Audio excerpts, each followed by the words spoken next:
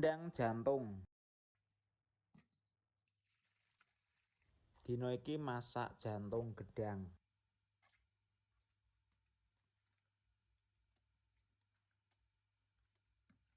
Jantungnya tak sigar dadi loro, digodhog dhisik.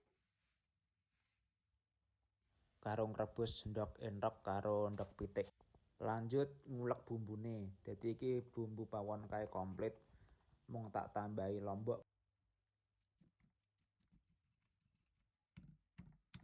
Sing ngulek bumbu wis rampung, jantunge ya wis medhok.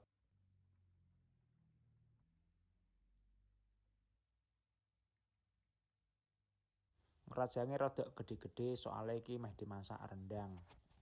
Iki seh panas, ngampe kecantang-cantang tanganku.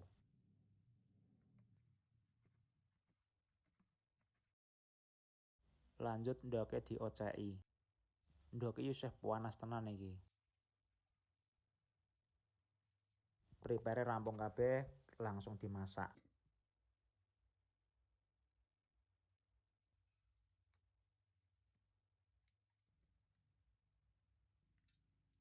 Sampeyan wis tau masak rendang jantung dereng?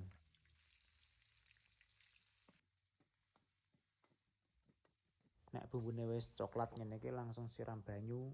Jantung sak ndoke sok kabeh.